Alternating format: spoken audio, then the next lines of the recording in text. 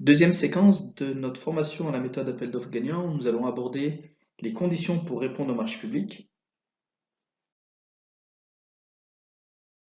Nous sommes toujours dans le module numéro 1, découvrir l'environnement des marchés publics, et après avoir présenté les grands principes réglementaires des marchés publics, on va s'intéresser aux conditions pour y répondre,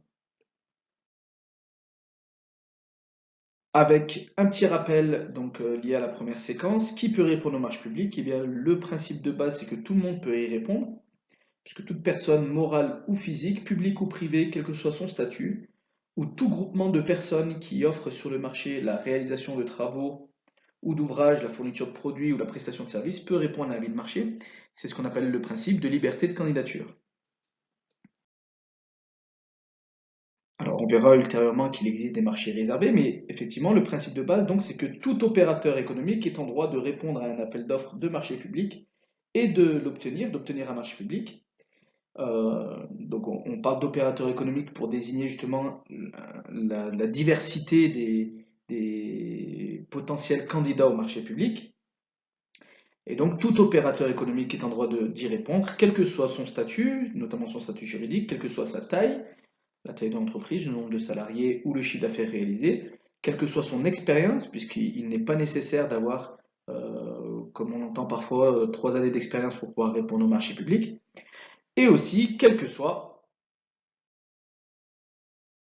la nationalité, puisque les accords de l'Organisation mondiale du commerce permettent à tout opérateur économique qui a la nationalité d'un État signataire de ces accords de répondre au marché public de ces pays et d'avoir la garantie que son offre sera traitée de la même façon que celle des autres candidats. Donc les marchés publics sont ouverts aux opérateurs économiques français, à ceux de l'Union européenne, ainsi qu'à ceux qui sont issus des États signataires de ces accords internationaux, tout comme les marchés publics de l'Union européenne, d'autres pays de l'Union européenne, sont ouverts aux entreprises françaises. Le principe d'égalité de traitement des candidats s'applique donc sans distinction de nationalité. Il n'est pas possible de réserver les marchés publics aux fournisseurs et prestataires français, ainsi qu'aux opérateurs locaux. Par contre, l'acheteur public peut demander que l'offre soit rédigée en français, s'il le précise dans les documents de la consultation, ou alors qu'une traduction en français soit jointe au document rédigé dans une autre langue, sans forcément imposer que cette traduction soit certifiée.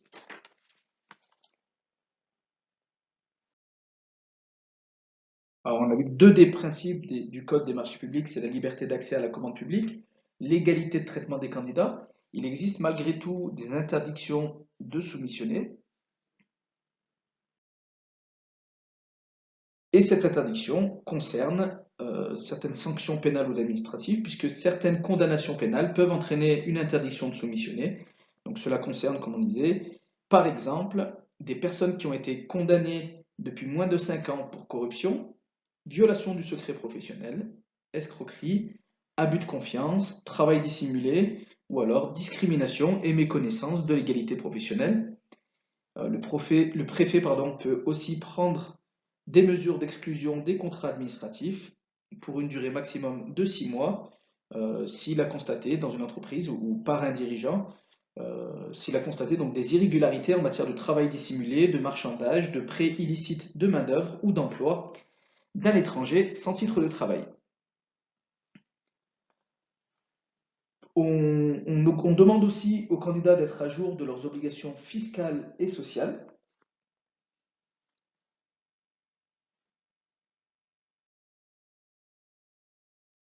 D'autres situations rendent impossible le fait de candidater à un marché public. Donc, dans le cas d'une entreprise mise en liquidation judiciaire, l'exclusion est automatique. Et dans le cas d'entreprise en redressement judiciaire, si la durée du marché est supérieure à celle de la période d'observation par le juge, la candidature d'entreprise doit être rejetée parce qu'elle ne peut pas être considérée en situation régulière au regard de ses obligations fiscales et sociales. Donc elle ne peut pas être attributaire d'un marché public. Donc en tout état de cause, ce qu'il faut savoir, c'est que les candidats n'ont pas à fournir les pièces permettant de justifier qu'ils ne tombent pas sous le coup d'une interdiction de soumissionner. Dans le dossier de candidature, il n'est demandé qu'une déclaration sur l'honneur. Par contre, pour le candidat qui a été retenu pour réaliser le marché, celui-ci doit fournir toutes les pièces demandées, notamment les attestations de régularité fiscale et sociale. Autre cas problématique, celui des assistants à maîtrise d'ouvrage. En effet, il peut arriver que l'acheteur public écarte une candidature parce que l'entreprise a participé à la préparation du marché, à la définition des prestations ou à la rédaction du cahier des charges, donc comme c'est le cas dans le cadre d'une assistance à maîtrise d'ouvrage. Donc ce type d'exclusion n'est malgré tout pas automatique et n'est utilisé que si les connaissances spécifiques acquises par cette entreprise remettent en cause le principe d'égalité des candidats et lui donnent un avantage concurrentiel. Donc on a vu que le principe de base, c'est que tout le monde peut répondre. Il existe malgré tout quelques interdictions et puis il existe aussi un droit de préférence qui s'applique sur certains marchés. Il est possible donc de réserver un marché public ou un ou plusieurs lots d'un marché à des structures qui emploient des travailleurs handicapés ou défavorisés, tels que les entreprises adaptées, les établissements et services d'aide par le travail, comme les ESAT, les structures équivalentes qui emploient une majorité de travailleurs handicapés, ou les structures d'insertion par l'activité économique si elles emploient des travailleurs défavorisés. Donc ces marchés réservés permettent aux employeurs publics de satisfaire à leur obligation d'emploi de travailleurs handicapés. Cela ne dispense pas d'une procédure, donc la procédure doit bien avoir lieu, mais seules ces structures-là peuvent répondre au marché. Les entreprises de l'économie sociale et solidaire peuvent aussi avoir droit à se voir réserver des marchés, donc des marchés ou certains lots d'un marché qui portent exclusivement sur des services de santé, des services sociaux, des services culturels, si ces structures ont pour objectif d'assumer une mission de service public. Donc ces marchés réservés, par contre, ne peuvent pas excéder 3 ans. Récemment ont été mises en place des mesures en faveur des PME et des artisans, donc des petites entreprises. Parmi les mesures qui ont été prises, il y a notamment l'allotissement, donc ce principe d'allotissement. C'est une mesure destinée à faciliter l'accès des petites ou moyennes entreprises au marché public. En effet, les marchés publics doivent être passés en lots séparés et c'est à l'acheteur public d'indiquer le nombre, la taille et l'objet des lots pour chacun de ces marchés.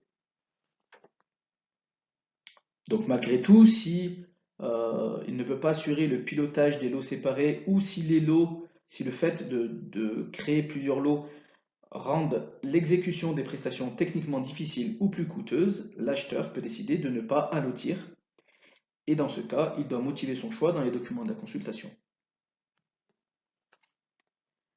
Autre mesure prise en faveur des PME et des artisans, les marchés de partenariat. Dans le cadre d'un marché de partenariat, l'acheteur public doit prendre en compte la part de l'exécution du contrat que le soumissionnaire s'engage à confier à des petites ou moyennes entreprises ou à des artisans pour attribuer le marché. Et donc, de son côté, le titulaire d'un marché de partenariat doit confier 10% du montant prévisionnel du contrat à des petites ou moyennes entreprises ou à des artisans.